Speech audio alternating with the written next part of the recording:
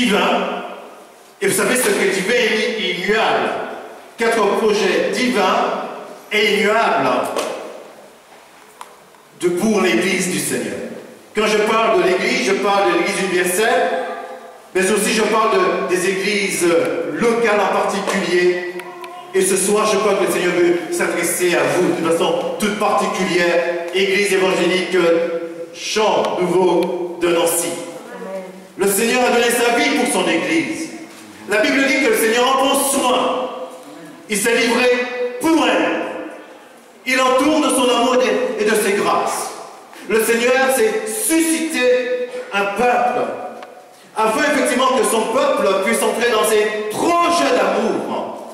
Et ce soir, il a mis dans mon cœur de vous parler de 4 projets divins et immuables qu'il a pour son Église. Et ma prière, c'est que ces projets se réalisent dans cette Église de Nancy. Et pour ça, je vous propose de lire avec moi un texte qui se trouve dans le livre du prophète Ézéchiel.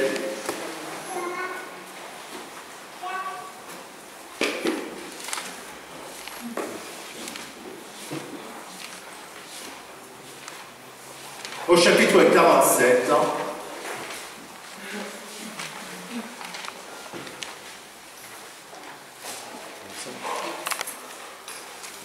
Le livre d'Ézéchiel, Ézéchiel est un prophète qui n'est pas tellement connu du peuple de Dieu. C'est un prophète qui a exercé son ministère aux environs de l'an 500, 600 avant Jésus-Christ. Le nom d'Ézéchiel signifie l'Éternel fortifie. Et ça vous en dit long sur ce message. Le prophète Ézéchiel avait été effectivement appelé par Dieu pour, par ses messages, fortifier, encourager, affermir le peuple d'Israël. Et par son message, aujourd'hui, le Seigneur veut fortifier son Église.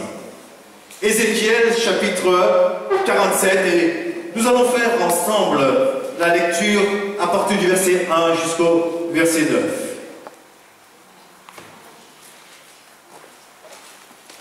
Vous les trouvez, ça va? Alors, pour ceux qui ne savent pas trop, n'est-ce pas, le voisin vous regardez à côté, vous l'aidez. Ou sinon, vous partez à partir de Matthieu et vous allez en arrière. Sinon, ce qui est meilleur, vous apprenez par cœur la chronologie des livres. Pour ça, vous n'avez aucun problème. Vous apprenez par cœur. Et si effectivement, les serviteurs de Dieu, les pasteurs, nous connaissons la chronologie, c'est parce que nous nous donnons aussi du mal. Parce qu'il faut apprendre. D'accord? Et nous faisons de tout cœur pour les services du Seigneur. Alors je vous encourage, pour ceux et celles qui ont encore du mal à trouver les différents livres, à tout simplement apprendre par cœur. C'est d'accord? La chronologie, soyez bien. Alors, Ézéchiel chapitre 47, verset 1. Il me ramena vers la porte de la maison. Et voici de l'eau sortait sous le seuil de la maison à l'Orient, car la face de la maison était à l'Orient. L'eau descendait sur le côté droit de la maison au midi de l'autel. Il me conduisit par le chemin de la porte septentrionale.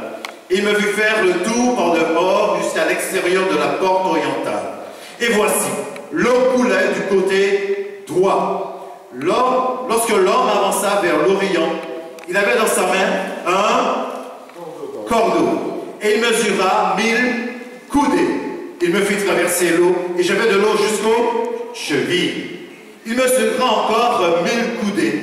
Il me fit traverser l'eau, et j'avais de l'eau jusqu'aux genoux. Il mesura encore 1000 coudées. Il me fit traverser, et j'avais de l'eau jusqu'aux reins. Il mesura encore 1000 coudées, et c'était un torrent que je ne pouvais traverser, car l'eau était si profonde qu'il fallait y nager. C'était un torrent qu'on ne pouvait traverser. Au verset 6. Il me dit, as-tu vu, fils de l'homme? Et il me ramena au bord du torrent. Et quand il m'eut ramené, voici, il y avait sur le bord du torrent beaucoup d'arbres de chaque côté. Il me dit, cette eau coulera vers le district oriental, descendra dans la plaine et entrera dans la mer lorsqu'elle se sera jetée dans la mer, les eaux de la mer deviendront saines. Au verset 9, tout être vivant qui se meut vivra partout où le torrent coulera. Il y aura une grande quantité de poissons, car là où cette eau arrivera, les eaux deviendront saines, et tout vivra partout où parviendra le torrent. Bien-aimés, voici un passage qui nous relate une vision que le Seigneur a donnée à son serviteur, à son prophète Ézéchiel. Une vision d'un torrent, n'est-ce pas, qui commence à couler petitement et qui va en grandissant. Et plus le torrent coule, plus il s'élargit et va en grandissant. Et ce texte commence par « il me ramena ». Quelle est cette personne dont il est question? Quel est ce il, ce personnage de qui parle il? Eh bien, ce personnage, la parole de Dieu nous le montre, nous le décrit. Notamment au chapitre 40, au verset 3, où nous avons une description de ce personnage, où il est dit, si vous voulez prendre avec moi, et si vous voulez noter, au chapitre 40 du livre d'Ézéchiel, au verset 3, nous trouvons ceci. Il me conduisit là, et voici un homme dont l'aspect était comme l'aspect de l'airain. Il avait dans sa main un cordeau de lin, une canne pour mesurer. Il se tenait à la porte. Et nous avons effectivement une description de ce personnage qui avait effectivement comme des pieds d'airain ou de bronze. Et nous avons cette même description dans le livre de l'Apocalypse au chapitre 1, verset 15, où Jean nous décrit, l'apôtre Jean, sur l'île de Patmos, reçoit la révélation du Christ dans sa gloire. Par conséquent, ce « il » nous parle du Seigneur Jésus-Christ. Ce « il » nous décrit le Seigneur Jésus-Christ. Et que fait le Seigneur Jésus-Christ dans ce chapitre 47? Eh bien, il conduit pas à pas le prophète vers le torrent et il le tient par la main pour l'aider à traverser le torrent. Mais cela, nous allons voir cet aspect dans un moment. Mais tout d'abord, je veux vous vraiment appeler à quoi faire? Eh bien, à observer avec moi un détail de grande importance. La description de Jésus-Christ dans cette vision que le Seigneur, l'Éternel, a donnée à Ézéchiel. Au verset 3, il est dit, lorsque l'homme s'avança vers l'Orient, donc l'homme, c'est Jésus-Christ, il avait dans sa main un cordeau. Il avait dans sa main dites avec moi, un cordeau. Il avait dans sa main un cordeau. Et nous trouvons cette même description de cet homme qui avait dans sa main un cordeau. Et en lisant attentivement ce passage de Ézéchiel 47, nous pouvons comprendre à quoi servait ce cordeau. Un cordeau, c'est un fil de lin, n'est-ce pas, qui sert quoi? À mesurer. Et ceux qui sont dans le bâtiment, est-ce qu'il y a des personnes qui sont dans le bâtiment dans cette salle? Voilà. Donc vous utilisez des cordeaux. Et aujourd'hui, effectivement, il y a des cordeaux laser. Et ce cordeau, effectivement, sert à quoi? Déjà, nous voyons que le Seigneur se sert du cordeau pour mesurer. Et aujourd'hui, qu'est-ce que le Seigneur veut nous dire au travers du cordeau qui sert à mesurer? Le Seigneur mesure à quelle distance son peuple est vis-à-vis de lui. Le Seigneur mesure si nous sommes, en tant que peuple racheté, tout près de lui, près de son cœur, dans la proximité avec lui, ou nous sommes un peuple éloigné de lui. En son temps, le Seigneur Jésus pouvait reprendre son peuple, notamment les pharisiens, des hommes religieux, à l'extrême. Et Jésus pouvait leur faire ce reproche, mais ce peuple m'honore des lèvres, mais son cœur est éloigné de moi. Son cœur est éloigné de moi. Le Seigneur veut mesurer à quelle distance ce peuple était de lui. Et le Seigneur mesure, et la mesure du Seigneur est juste. Amen. Et le Seigneur désire savoir où tu en es avec lui. À quelle distance tu es de lui? Est-ce que tu es tout près de lui, d'une relation de proximité, d'intimité, ou tu es éloigné de lui?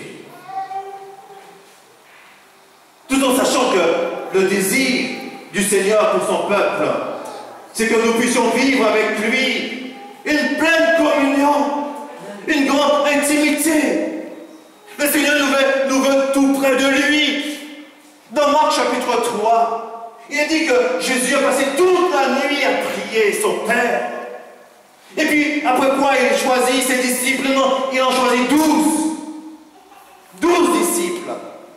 Et la Bible nous dit que Jésus les a choisis tout d'abord pour être tout près de lui, pour être auprès de lui. Et puis, dans ce second temps, pour les envoyer prêcher l'évangile et délivrer ceux qui étaient captifs. Par conséquent, lorsque le Seigneur nous a sauvés, c'est pour être tout près de lui. Le Seigneur nous désire. Il te désire, mon frère. Il te désire, ma soeur, dans une relation de proximité, de cœur à cœur avec lui. Vous savez, il y a beaucoup de personnes qui partent rapidement servir le Seigneur, mais sans d'abord goûter battre le cœur de Dieu. C'est en restant dans cette relation de proximité avec le Seigneur qu'il peut parler à ton cœur, qui peut se révéler à ton cœur, qui peut te parler concernant ta propre vie, concernant ta famille, concernant tes enfants. C'est une relation de proximité que le Seigneur veut révéler ses intentions, ses projets à ses enfants. C'est son désir. Et j'aime beaucoup le psaume 25 au verset 12. Il dit que l'amitié de l'Éternel est pour ceux qui le craignent. Et en français courant, que je trouve encore plus formidable dans la traduction, il est dit que la pensée secrète de l'Éternel est pour ceux qui le craignent. Cela signifie que lorsque nous avons une relation de cœur à cœur, de proximité avec le Seigneur, qu'est-ce qu'il fait? Il ouvre son cœur et nous parle. Amen. Amen. Nous l'entendons nous parler au plus profond de nous. Et c'est ça vraiment une grande bénédiction des enfants de Dieu, de pouvoir écouter leur Père. Est-ce que tu entends la voix de Dieu te parler? Est-ce que tu peux discerner la voix de Dieu entre toutes les autres voix? Et c'est le désir de Dieu parce que le Seigneur Jésus, qui a vécu dans l'intimité, dans la proximité avec son Père, nous dit dans Matthieu chapitre 6, verset 6, mais quand tu pries, ne fais pas comme les païens. Les païens, ce sont ceux qui n'ont pas de relation avec Dieu. Ne faites pas comme les païens qui pensent qu'à force de parole, forcez le cœur de Dieu. Mais entre dans ta chambre, lieu d'intimité, de proximité, entre dans ta chambre. Et là, le Père t'attend parce qu'il veut te parler. Il veut se révéler. Il veut parler à ton cœur. Et j'aime ces moments d'intimité avec le Seigneur. Et il arrive que je me réveille la nuit et je prie dans la présence du Seigneur. Je descends parce que nos chambres sont à l'étage. Et puis, je commence à prier. Je dis, je vais rester 1 heure dans la présence du Seigneur. Je commence à louer, à bénir le Seigneur. Et puis, le Seigneur me met des sujets de prière. J'entends sa voix me parler. Ce n'est pas forcément une voix audible, mais une voix intérieure. Vous êtes convaincu que c'est Dieu qui vous parle. Et la présence du Seigneur se fait ressentir. Et pendant j'ai dit, bon, Bruno, tu vas dormir. Je commence à grimper l'escalier, puis je redescends parce que la présence du Seigneur est bonne. Elle est bonne, la présence du Seigneur. Alors je redescends et je commence à louer de nouveau mon Seigneur. Et je commence à le bénir. Et j'aime ces moments de riche intimité avec le Seigneur, n'est-ce pas? Et dans 2 Corinthiens chapitre 13, verset 13, c'est la prière de l'apôtre Paul pour les Corinthiens et aujourd'hui pour chacun de nous. Il dit que l'amour du Père, la grâce du Seigneur Jésus et la communion, la koinonia ou la communication du Saint-Esprit soient votre partage. Le Seigneur désire que nous soyons en pleine communion avec le Saint-Esprit. Amen. Parce que notre Dieu, Père, Fils et Saint-Esprit, est un Dieu de personnel qui veut que chacun de nous ayons une communion avec lui. Alors, je ne connais pas ta vie, mais peut-être à cause de choix considérés, réfléchis, peut-être même à cause des difficultés de la vie, des circonstances difficiles de ta vie, tu t'es éloigné de lui par des décisions personnelles. Tu as fait des choix qui t'ont éloigné de Dieu. Mais le désir de Dieu, parce qu'il ne ferme jamais la porte, c'est de t'avoir près de lui. Il y a possibilité pour toi de revenir à lui et de retrouver cette communion, peut-être interrompue par des choix. Malheureux que tu aies pu faire. Dieu t'aime. Et son désir, c'est de t'avoir tout près de lui. Et puis, le cordeau aussi sert à autre chose. Le cordeau sert comme un fil à plomb. Et il met un plomb, n'est-ce pas, un poids au bout de la ligne. Et puis, ça sert à quoi faire? À construire des murailles, des murs. Et le cordeau sert pour savoir si le mur est droit. Pour qu'il n'y ait pas de défaut dans le mur de la construction faite. Donc, qu'est-ce que le Seigneur veut nous dire pour l'Église aujourd'hui? Eh bien, il veut nous demander si, effectivement, le cordeau aujourd'hui, c'est quoi? C'est la parole de Dieu. Est-ce que tu observes la parole de Dieu et le commandement du Seigneur dans ta vie? Est-ce que tu prends plaisir à méditer la parole de Dieu? Est-ce que tu laisses le Seigneur, de par sa parole, diriger tes voix, tes pensées, ton cœur, tes décisions, ta marche? Voyez-vous, nous sommes des serviteurs de Dieu, des pasteurs. Et notre tâche, parce que souvent dans la parole de Dieu, l'Église est comparée en termes architecturaux. On parle de maison.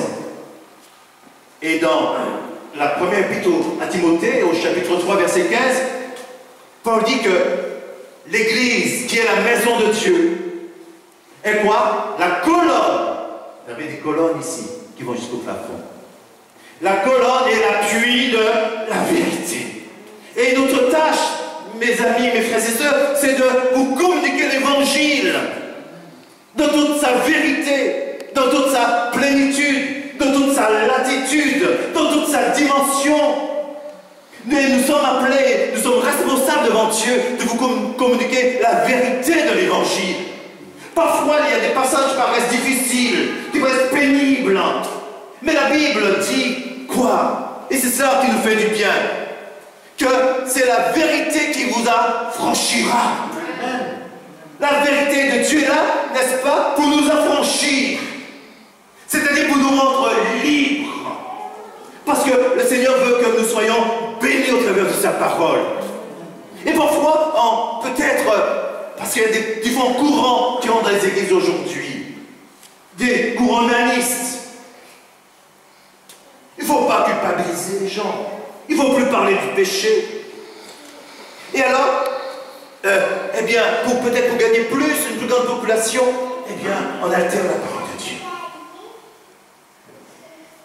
Mais le Seigneur nous demande de prêcher l'Évangile dans sa vérité. Amen. Et que nous ayons un amour pour la vérité. Parce que cette vérité, la parole de Dieu est vivante et efficace. Et la parole de Dieu est là pour nous rendre libres, nous affranchir de ce qui triomphe de nous, pour nous conduire dans les voies du Seigneur qui sont parfaites.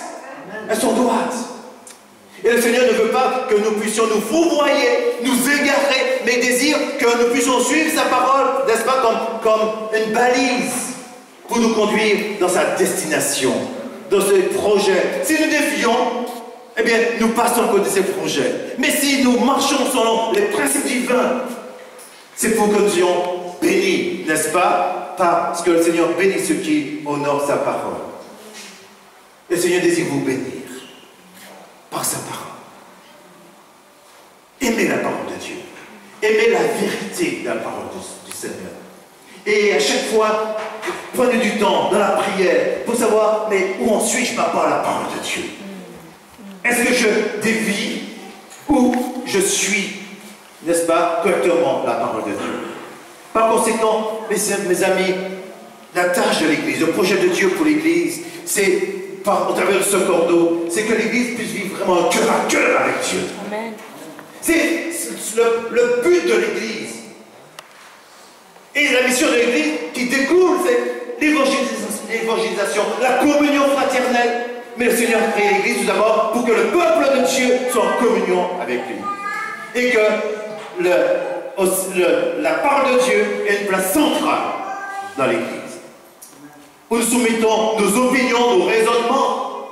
Je ne suis pas là pour partager mes opinions. Ce que je pense n'a pas d'importance. Ma tâche, comme la tâche du couple pastoral, votre pasteur, c'est tout simplement de partager la parole de Dieu. C'est la parole de Dieu qui transforme les vies. C'est la parole de Dieu qui restaure les vies. C'est la parole de Dieu qui libère. C'est la parole de Dieu qui bénit. C'est la parole de Dieu parce que la parole de Dieu a la puissance. Le Saint-Esprit agit avec la puissance. Amen. La parole de Dieu. Amen. Amen. Et voyons ensemble le deuxième projet de Dieu pour l'Église. Et là, il est dit que le Seigneur conduisit son prophète vers un torrent. Au verset 3, il est dit que lorsque l'homme s'avança vers l'Orient, il avait dans sa main un cordeau, il mesura 1000 coudées. 1000 coudées, c'est à peu près 725 mètres environ, grosso modo. 525 mètres. Donc, il mesura 525 mètres et fit le prophète Ézéchiel traverser l'eau. Il avait de l'eau, tout d'abord, jusqu'aux chevilles. Là. Qu'est-ce que le Seigneur veut nous dire à nous, Église? Nous représentons et sommes son Église. Jusqu'aux chevilles. Avoir de l'eau jusqu'aux chevilles. Eh bien, le Seigneur nous dit, mais mon frère, ma soeur, tu t'es repenti, tu as expérimenté une vraie conversion, une vraie repentance. C'est formidable. Parce que la vie chrétienne commence par vraiment renoncer, regretter ses péchés. Parce qu'on a réalisé que le péché nous séparait d'avec Dieu. Et alors, le Seigneur, par son esprit, nous conduit dans une vraie repentance authentique et une conversion authentique. C'est formidable. Et puis, par cette repentance et cette conversion authentique, lorsque nous sortons, nous expérimentons la bonté du Seigneur. Le salut qu'opère le Seigneur dans nos vies. Nous goûtons que le Seigneur nous a bénis. Et je suis sûr que si vous êtes là, c'est parce que vous avez goûté que le Seigneur est bon. Que le Seigneur est intervenu dans un domaine particulier de votre vie. Vous avez goûté à la fidélité, à la bienveillance du Seigneur. Donc, avoir de nos chevilles, c'est les premiers pas de la vie chrétienne. Nous commençons à marcher dans la vie chrétienne. Le Seigneur a fait de grandes choses pour nous. Il a fait de grandes choses pour vous, n'est-ce pas? Mais nous aurons tendance à rester là, à cette étape-là. Mais le Seigneur vous dit, dis à l'Église, ne reste pas à tes premières expériences, mais avance. Fais un pas de plus. Dis à ton voisin, faisons pas de plus. Avançons encore de 1000 coudées. C'est vrai que nous avons goûté la bonté du Seigneur. C'est vrai que nous avons fait nos premiers pas. Nous avons goûté que le Seigneur est bon. On ne peut s'arrêter là. Mais faisons encore un 1000 de plus. Et lorsqu'il fit le 1000 de plus, eh bien, qu'est-ce qui arrive? Eh bien, il y avait de l'eau jusqu'aux genoux. Ah, dans la parole de Dieu, nous avons beaucoup de passages bibliques qui parlent des genoux. Et notamment dans l'Ancien Testament, avec Ésaïe 35, verset 3, nous parle des genoux affaiblis. Hébreux 12, verset 12, nous parle aussi des mains languissantes et des genoux affaiblis. Et lorsque nous avançons avec le Seigneur, voyez-vous, le chemin n'est pas toujours aisé. C'est facile toujours de marcher avec le Seigneur. Quand nous voulons aller plus loin avec le Seigneur, il y a des embûches. Il y a les projets iniques de l'ennemi, n'est-ce pas, qui veut saper notre morale. Il nous tend des pièges. Il fomente des stratagèmes pour nous décourager. Et parfois, effectivement, le découragement nous gagne. On a tendance à baisser les bras, à baisser les genoux. Et les genoux de la parole de Dieu nous parlent de force. De force. Et quelquefois, on a tendance à perdre force, à se décourager. Je ne sais pas comment êtes-vous ce soir. Peut-être vous êtes arrivé avec un fort découragement, un profond découragement. Peut-être vous êtes prêt à baisser les genoux, à chanceler. Mais voyez-vous, je vous encourage à encore avancer avec le Seigneur. Parce que quand vous avancez avec le Seigneur, avoir de l'eau jusqu'aux genoux, c'est goûter, n'est-ce pas, à l'intervention de cet esprit qui, lorsque nous sommes découragés, et ce découragement nous pousse dans sa présence, il vient nous fortifier intérieurement. Nous sommes renouvelés intérieurement. Nous sommes fortifiés, n'est-ce pas? Le Seigneur vient renouveler notre force. Voyez-vous, l'ennemi, ce qu'il veut, il veut vraiment nous intimider. Quelquefois, il met devant nous des murailles qui nous semblent infranchissables. Quelquefois, il y a des Goliaths, des incirconcis, n'est-ce pas, qui viennent devant nous pour nous intimider, avec nous puissions reculer. Il y a des situations qui sont tellement difficiles qu'on se dit, mais je ne vais pas m'en sortir. Devant tant de difficultés, devant tant de problèmes. Mais le Seigneur désire que tu puisses traverser ces difficultés. Parce que derrière, il y a une grande bénédiction qui t'attend. Derrière, le Seigneur t'attend là. Alors ce soir, Seigneur te dit, ne te laisse pas intimider par les ruses du diable. Si tu sens que tu as baissé les bras, si tu sens qu'effectivement que ta détermination est éprouvée, le Seigneur te dit, prends courage mon enfant, ne crains point, parce que je suis avec toi. Alléluia. Le Seigneur est avec toi. Fortifie-toi dans sa force souveraine. Parce qu'il veut te fortifier. Il faut que tu traverses le torrent de problèmes, de difficultés, d'afflictions. Parce qu'il est avec toi, il n'est pas seul. Il a dit, je suis avec toi jusqu'à la consommation du monde. Et le Seigneur nous aime d'une amitié indéfectible. Et puis les genoux nous parlent aussi de prière. De prière. Lorsque nous commençons avec le Seigneur, et les frères disaient, quelquefois on essaie de choisir de beaux mots, mais ce n'est pas ce qui est important devant le Seigneur. Et tu as raison, mon frère. Ce que le Seigneur désire, surtout dans les temps difficiles, c'est que nous puissions expérimenter une dimension plus grande de la prière. Nous devons progresser dans notre vie de prière.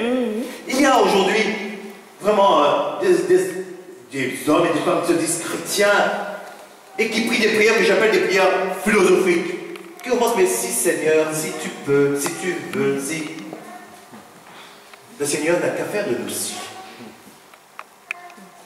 Le Seigneur désire que nous puissions lire sa parole, découvrir sa volonté, et puis dire, mais Seigneur, c'est ta parole qui me le dit, et je veux marcher sur ta parole, comme Pierre a marché sur la parole de Dieu sur les eaux. Sur ta parole, Seigneur, tu m'aimes assez pour tenir ta parole, pour mon bien. Et nous grandissons dans la prière. Et nous grandissons d'une prière qui fait mouvoir le bras du Seigneur. Comment prions-nous? Est-ce que nous devons tout simplement dire, Seigneur, oui, j'ai ça à faire, il faut que tu m'aides, c'est ça. C'est bien. C'est un début. Le Seigneur désire que nous puissions en grandir dans la prière. D'une prière de confession, d'une prière de requête, d'intercession. Et nous avons un bel exemple que j'aime et qui me sert dans la vie de chrétien. Il s'agit du prophète Élie. En son temps, le peuple était tombé dans l'apostasie. C'était détourné de Dieu. 1 roi 18. Il s'était détourné de Dieu. Et le Seigneur a suscité son prophète Élie. Et même les rois s'étaient détournés de Dieu. Et le Seigneur a suscité son prophète Élie pour se révéler comme le vrai Dieu. Et le vrai Dieu se révèle en tant que créateur du ciel et de la terre. Et Élie, effectivement, qu'est-ce qu'il a fait? Il s'est mis devant le Seigneur. Et la Bible nous dit qu'il priait pour qu'il pleuve. Pour que Akab, le roi Akab, ce roi qui règne en son temps, avec une femme méchante qui s'appelait Jézabel. Et la Bible dit que Élie, il est monté sur le mont Carmel et a commencé à intercéder. Et la Bible nous dit qu'il s'est incliné devant le Seigneur. Et il a mis sa tête dans ses genoux pour prier l'Éternel. Tout son être était courbé dans la prière. Son corps, son esprit, son âme, tout était sous l'onction du Seigneur. Il a pris intensément la prière de la persévérance. Et il a envoyé son serviteur 7 fois que dit, mais je ne vois rien du tout. Il a continué à persévérer dans la prière. Merci. Persévérer dans la prière. Et puis, à cet moment, son serviteur va, il dit, je vois comme un petit nuage, mais comme la porte de ma main. Il ne s'est pas dit, Il aurait pu dire bravo. Non, il a persévéré de nouveau dans la prière. Et ensuite, le ciel est devenu tout gris, annonçant une pluie abondante. Par conséquent, mes bien-aimés, le Seigneur désire, sous l'onction d'esprit que l'Église puisse avoir une prière persévérante, une prière fervente, une prière puissante, qui fait mouvoir les bras du Seigneur, qui ouvre les écluses des cieux. Nous ne pouvons pas plus nous contenter comme une litanie, comme une liste que nous remettons au Seigneur, mais nous voulons dire, Seigneur, comme tu as enseigné à tes disciples, enseigne-moi à prier. Enseigne-moi à prier. L'Église est appelée la maison de prière. Et ce projet de Dieu, que l'Église soit la maison de prière, pour intercéder pour ceux qui la comportent, mais pour intercéder pour le monde qui se meurt, pour intercéder pour vos enfants, vos parents, vos familles. L'Église est un lieu de prière. Et puis, Jésus a conduit son prophète encore à avancer. Et en avançant, il avait de l'eau jusqu'au rein. Les reins. Combien d'exhortations nous avons dans le Nouveau Testament? Saignez vos reins. C'est-à-dire attachez solidement vos reins. Et les reins, c'est signe de force intérieure. Et comme le Seigneur veut, lorsque nous avançons, eh bien on commence par la conversion, la repentance, nous faisons des expériences avec le Seigneur. Ensuite nous grandissons, nous continuons avec le Seigneur, nous faisons face au déchaînement des puissances ennemies, aux difficultés, et nous tenons bon, n'est-ce pas? Et puis ensuite, jusqu'au rein, les difficultés sont là pour quoi faire? Pour nous affirmer. Le Seigneur veut travailler notre caractère. Il veut que nous soyons fermes. À celui qui est ferme dans ses sentiments, le Seigneur dit qu'il donne la paix. La paix. Nous sommes fermes. Et nous devons être fermes. Ça va? Nous devons apprendre à être fermes. Fermes. Ah, la fermeté nous encourage à venir à deux pieds dans l'évangile du Seigneur. Être enraciné en Christ. Surtout aujourd'hui, le monde devient difficile. Et lorsque, en tant qu'Église, en tant que peuple de Dieu, nous prenons position pour la vérité, contre la corruption, contre le mensonge, eh bien, le monde est contre nous. Et il faut devenir ferme. Aujourd'hui, n'est-ce pas? Nous voyons ce que la parole de Dieu appelle l'abomination. Ce matin encore, j'étais avec Pierre-Yves et Valérie. Il y avait deux femmes qui s'embrassaient. Il y a des hommes et des femmes qui sont les divinités qui sont favorables au mariage homosexuel. L'adoption d'enfants par des homosexuels. Et aujourd'hui, se lever contre le principe de l'homosexualité, c'est pas une position pour le Christ. Et quand nous prenons une position ici pour le Christ, on nous traite d'intolérants. Je me souviens en 1998, parce que j'étais en formation biblique, et théologique. Eh bien, nous étions à Sarcelles, je faisais mon stage pastoral. Eh bien, nous avions écrit une lettre à M. le maire, qui était M. Dominique Strauss-Kahn à l'époque, pour lui partager notre position concernant ces lois. Et il nous avait répondu que nous étions des intolérants, que nous ne comprenions pas la souffrance des autres. Et je veux tout simplement dire, mais nous ne rejetons pas les hommes et les femmes. Dieu ne rejette personne. Mais nous, ce que nous faisons appeler à rejeter, c'est le péché. Et de plus en plus, ça peut devenir difficile. Prendre position contre ces choses. Mais l'Église est là pour prendre position contre l'immoralité. Et pour cela, il nous faut apprendre à nous affermir, à avoir une force de caractère. Et le Seigneur veut nous transformer pour que nous soyons à la ressemblance du Seigneur Jésus-Christ, qui a accompli la volonté de son Père jusqu'au bout. Et parfois nous passons par des difficultés parce que le Seigneur veut opérer une transformation intérieure en nous. Que nous soyons dans notre caractère. Et de dire bon. Quand nous disons non, c'est non. Quand nous disons oui, c'est oui. Et que nous puissions être comme un rempart pour le Seigneur. Est-ce que tu veux prendre position pour le Seigneur? Peut-être jusqu'à présent, n'est-ce pas, tu t'es confondu de la masse, tu n'as pas trop voulu te démarquer. Parce que ça coûte. Ça coûte dans la vie professionnelle, ça coûte dans le quartier, ça coûte dans la famille. Mais à ce moment, le Seigneur veut que tu t'affermisses pour dire ouvertement, publiquement, avec hardiesse, ce que toi tu en penses. Prendre position pour la parole de Dieu et pour le Seigneur. Amen.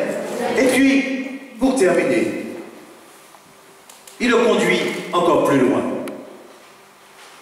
Et là, qu'est-il dit? Il est dit que il ne pouvait plus, il n'avait plus pied. Il mesure au verset 5, il mesure encore 1000 coudées. C'est un torrent que je ne pouvais traverser, car l'eau était si profond qu'il fallait y nager. C'est un torrent qu'on ne pouvait traverser. Qu'on ne pouvait traverser. Voyez-vous, il y a des moments où il faut apprendre à lâcher prise. Il ne pouvait pas traverser. Il y a des moments où il faut lâcher prise. Dans sa vie, nous avons une tendance naturelle à vouloir tout contrôler. Et une fois qu'on ne contrôle plus les choses, eh bien, on panique. Mais quand on avance, n'est-ce pas, avec le Seigneur, dans notre vie personnelle, en tant que chrétien, mais dans l'église aussi, il y a des pas de foi à faire. Si je ne sais pas comment tu feras, mais ça, c'est pas mon problème. Ce que je sais, c'est qu'avec toi, nous ferons des exploits. Je ne contrôle plus rien, je ne comprends plus rien. Mais je veux te faire confiance, parce que je sais que tu m'amèneras à bon port. Et quand on marche avec le Seigneur ne nous explique pas tout. Il ne nous explique pas tout. Il nous dit va, et puis au moment où nous faisons le pas de foi, eh bien nous le retrouvons. Et mon frère, ma soeur, peut-être as-tu des choses à lâcher. Ta rationalité, tes raisonnements. On a toujours tendance à s'agripper à quelque chose. Ses finances. Quelquefois on n'ose pas parce que, ah Seigneur, j'ai pas d'argent. Mais le Seigneur sait bien que tu n'as pas d'argent. Alors, Seigneur, parce que j'ai pas d'argent, je fais un pas de plus. Et je prie le Seigneur pour vous parce que mon frère Pierre m'a parlé de ce témoignage par lequel vous avez cette belle église. Il faut lâcher prise. Lâcher prise par moment, effectivement, pour les enfants. Et faire comme Moïse et son épouse Séphora. Qu'est-ce qu'ils ont, pardon, la mère de Jochébed. Qu'est-ce qu'ils ont fait? À un moment, ils ne pouvaient plus garder le bébé parce qu'ils étaient dans ce pays hostile, Égypte. Alors, qu'est-ce qu'ils ont fait? Ils ont confectionné un petit coffret en jonc. Ils ont déposé l'enfant. Et ce coffret, c'est le mot hébreu pour coffret, c'est l'arche. Ils ont déposé l'enfant dans l'arche. Donc nous avons une typologie qui nous amène à Jésus-Christ, notre arche. Et parfois il faut lâcher prise. Et confier nos enfants entre les mains du Seigneur. Quelquefois il faut arrêter de leur prendre la tête, ça les irrite. Faire confiance au Seigneur pour leur parcours scolaire, il faut veiller, les encourager, mais dire Seigneur, leur présent, leur avenir sont entre tes mains. On ne peut pas tout contrôler. Si on essaie de contrôler, après on tombe dans une grave dépression, parce qu'il y a des choses qui nous échappent. Il faut apprendre à déposer entre les mains du Seigneur. Seigneur, je ne sais pas, je ne comprends pas, mais je veux te faire confiance. Amen. Amen. Je veux compter sur toi. Et lorsque vraiment on grandit dans ce cheminement avec le Seigneur, on a jusqu'au cheville, ensuite jusqu'au genou, jusqu'au rein, et après on ne peut plus nager, ça fait ce qui se passe, toute la gloire revient au Seigneur. Alors lorsqu'on peut témoigner, on ne revient pas sur des témoignages d'il y a 30 ans, 50 ans en arrière, qui certes peuvent être édifiants, mais chaque jour on fait des expériences avec le Seigneur. Quand je prie avec mon épouse, chaque jour on a des choses à nous raconter. Aujourd'hui, voilà ce que j'ai vécu. Aujourd'hui, voilà ce que le Seigneur a fait dans notre vie. nourrissons pas de témoignages raciants quelque part. Chaque jour, nous venons de nouvelles expériences avec le Seigneur. Et quand c'est difficile, on ne sait pas où le Seigneur va nous conduire, eh bien, nous prions ensemble. Seigneur, nous te remettons notre église, nous te remettons tel frère, telle sœur, nous te remettons nos enfants, nous te remettons notre voyage. Nous te faisons confiance, nous ne savons rien, mais nous allons entendre, nous allons marcher sur les eaux, et nous allons regarder à toi, Seigneur. Et le Seigneur bénit, parce qu'il nous appelle à être des hommes et des femmes de foi. Amen. Donc, le deuxième projet de Dieu pour l'Église, c'est qu'en tant que peuple de Dieu, nous ne sommes pas appelés à l'immobilisme, au statu quo, à ces statiques. Nous sommes appelés à marcher avec le Seigneur et à marcher dans la plénitude du Saint-Esprit. Peuple de Dieu, marchez dans la plénitude du Saint-Esprit. Le premier projet, c'est la communion avec le Seigneur.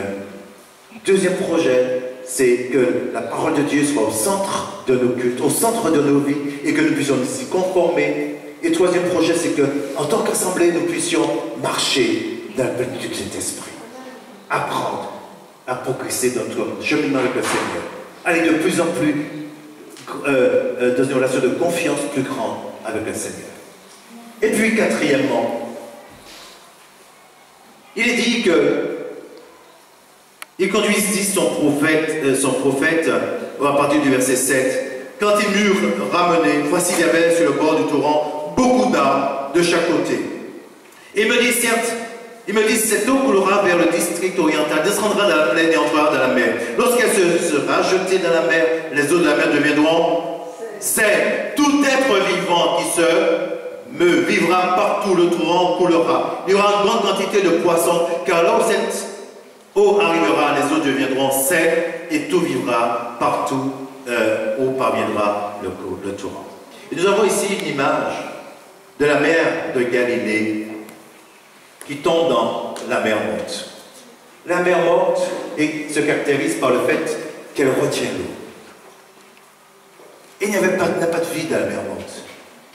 Et la mer de Galilée, quand elle tombe, la mer morte, elle porte la vie. Et l'eau de la parole de Dieu est symbole de vie. L'eau de la parole de Dieu est symbole de la présence de l'Esprit.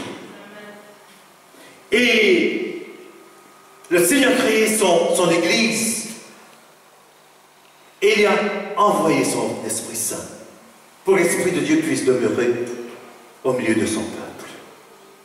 Le Saint-Esprit est présent aujourd'hui au milieu de nous et dans son Église.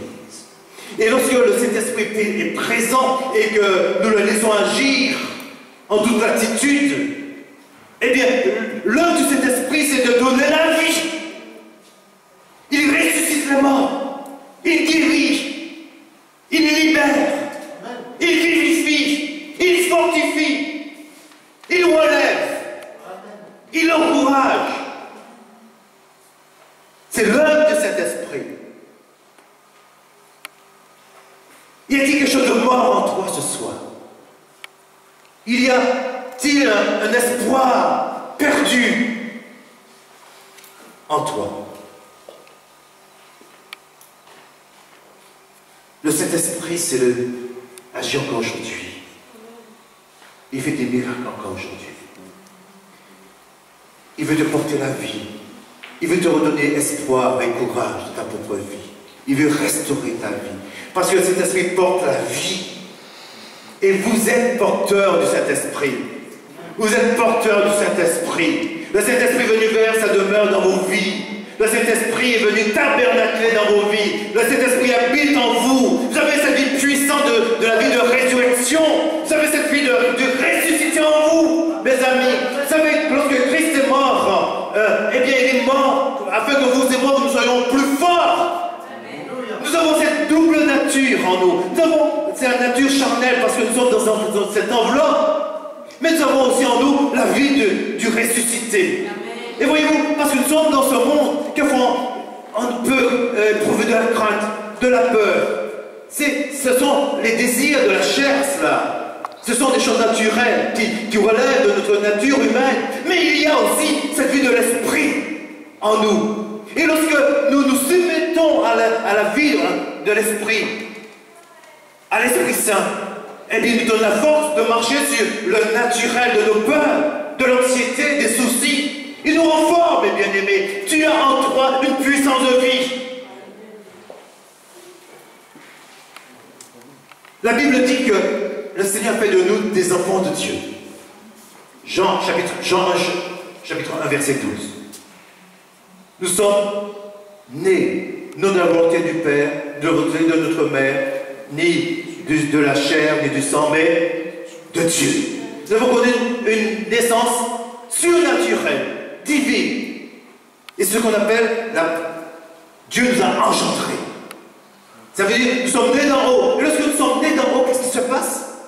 Eh bien, tout comme nous naissons physiquement par notre mère, nous connaissons, nous expérimentons une naissance spirituelle. Et par cette naissance spirituelle, Dieu nous donne une vie spirituelle. Et par la naissance physique, eh bien, nous avons une vie physique, biologique. Et par la naissance spirituelle, nous avons la vie Zoé, ou Zoa, la vie de Dieu. Je suis porteur de la vie de Dieu. Tu es porteuse, mes soeurs, vous êtes porteuse de la vie de Dieu. Mon frère, tu es porteur de la vie de Dieu en toi. Par conséquent, tout est possible parce que celui qui a vécu le diable, celui qui a vécu le monde, celui qui a vécu le péché habite en toi. Amen. Et lorsque tu prends conscience que tu as cette puissance de vie en toi, eh bien tu peux marcher avec la puissance de Dieu. Comment marcher Jésus-Christ? Amen. Tu veux marcher sur tes peurs, sur tes craintes. Et te dire, comme l'apôtre Paul, je puis tout par celui qui me fortifie. Est-ce que tu peux le dire avec moi? Je puis tout par celui qui me fortifie. Alors parce que tu peux tout par celui qui te fortifie, tu peux te redresser. Parce que le diable, son désir, c'est de nous faire couper, n'est-ce pas, de nous rendre malheureux. Alors tu lui dis, non, je veux marcher avec la puissance de l'Esprit. Je veux marcher parce que le Seigneur est avec moi. Et je marche sur les scorpions, sur le serpent, toute la puissance de l'ennemi. Je marche pour manifester la gloire de mon sauveur. Je marche pour le servir Jésus-Christ. Je marche, j'ai une puissance. Jésus a dit, vous êtes enfants de Dieu. C'est une promesse. Lorsque Jésus me dit, je suis enfant de Dieu, c'est parce qu'il me donne le pouvoir d'être ce que je suis. Il me donne le pouvoir d'être enfant de Dieu dans ce monde. Vous êtes des enfants de Dieu. Et pour vivre votre qualité, votre identité d'enfant de Dieu, il vous donne la capacité, le pouvoir, l'exousia, la puissance pour vivre en tant qu'enfant de Dieu. Alors tu peux te redresser. Et laisse cette vie inonder toute. On a chanté ça tout à l'heure. Comment ma soeur nous a conduit. Inonde-moi le premier chant. Inonde mon cœur. Laisse cette vie t'inonder. Prends place en toi. Et lorsque cette vie prend place en toi, tu expérimentes la paix du Seigneur. La paix de Dieu, c'est pas quelque chose d'abstrait, de théorique. La paix de Dieu, c'est l'Esprit de Dieu qui vient mettre ton esprit, ton âme et ton corps en harmonie. Et quand tu es en harmonie, eh bien tu connais la paix de Dieu. Alléluia. Et voici les 4 projets du Seigneur pour l'Église et pour chacun de vous. C'est que tout d'abord, cultive cette communion intime avec le Seigneur. Ça c'est le but même de l'Église. Jésus désire nous avoir tout près de lui. Désire que nous puissions le désirer, avoir soif et faim de lui, en tout instant. Et puis, que nous puissions, si nous aimons le Seigneur, nous aimons sa parole. Nous voulons nous soumettre à sa parole, nous voulons vivre de sa parole. Et puis, troisièmement, que nous puissions aller dans notre cheminement avec le Seigneur, marcher de progrès en progrès, dans la plénitude de l'Esprit. Et puis, quatrièmement, l'Église est un lieu de bénédiction. Il y a le psaume 133, et ce sera la conclusion. Tout le dernier passage, tout dernier verset dit, au début il dit qu'il est bon et qu'il est agréable des frères de demeurer ensemble. Et puis après il est dit, c'est là que le Seigneur envoie la bénédiction et la vie dans l'Église. Et en hébreu, c'est là, le verbe envoyer signifie aussi, c'est là qu'il ordonne. Il ordonne, il parle, il ordonne à la bénédiction à la vie de demeurer dans l'Église. Le Seigneur dit, je ne donnerai pas ma gloire à l'autre. Sa gloire, c'est pour sa fiancée, c'est pour son Église, c'est pour son peuple. Et il ordonne à la bénédiction de demeurer dans son Église. L'Église est un lieu de vie, un lieu de bénédiction. Et au bénéfice de cette vie, de cette bénédiction, je peux, et vous pouvez être à votre tour des sujets de bénédiction et des porteurs de vie, là où c'est évidemment. Amen. Levez-vous. Au nom de Jésus. Alléluia. Alléluia. Alléluia. Levons les bras vers le Seigneur. Tournons nos cœurs vers le Seigneur. Bénissons le Seigneur. Il nous aime, il est bon le Seigneur. Seigneur, nous t'aimons. Nous te désirons. Nous avons faim et soif de ta présence. Nous voulons goûter tout à nouveau à ta présence, à ta vie. Seigneur, nous avons faim de toi. Notre âme soupire après toi, comme une bille soupire après l'eau. Oh Dieu, nous te bénissons pour ta présence au milieu de nous. Cette présence vivifiante, cette présence rafraîchissante. Oh Dieu, visite ton peuple. Tu connais les besoins de ton peuple. Interviens.